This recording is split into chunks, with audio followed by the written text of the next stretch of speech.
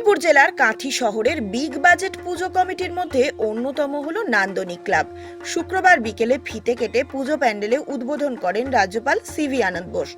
কাঁথির এই নান্দনিক ক্লাব এবার ৪৫তম বর্ষে পা দিল। ওই ক্লাবের অন্যতম কর্ণধার বিরোধী দলনেতা শুভেন্দু অধিকারীর ভাই তথা কাঁথি লোকসভা সাংসদ সৌমেন্দু অধিকারী।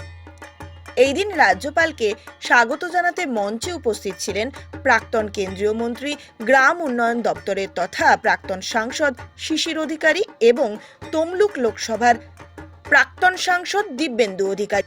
এবার নান্দনিক ক্লাবের থিম হলো প্রধানমন্ত্রী নরেন্দ্র মোদীর বাসস্থান গুজরাটে নাগেশ্বরী মন্দিরের আদলে নাগেশ্বর পূজা প্যান্ডেল।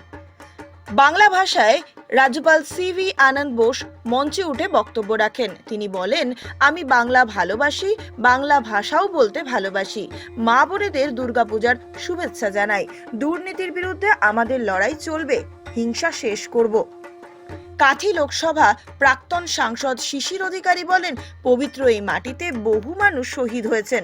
ব্রিটিশদের অত্যাচার আমরা সহ্য করেছি। This hallowed land is associated with great luminaries and freedom fighters such as Birendranath Sasmil, Rashbihari Pal.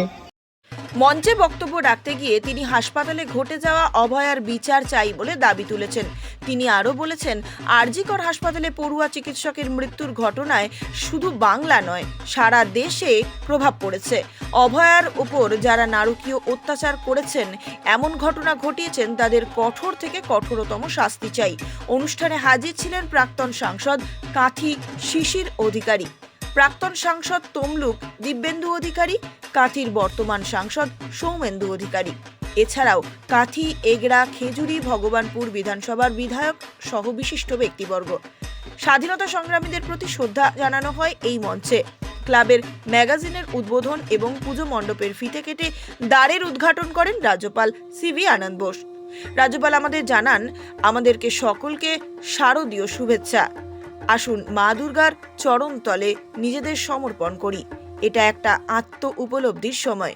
এই সময় মা দুর্গার শরণাপন্ন হওয়া সকলের দরকার, দুষ্টের দমন এবং শিষ্টের পালনের জন্য। বিপদে পড়লে অবশ্যই মহাদেবের কাছে পরিত্রাণ চাইব।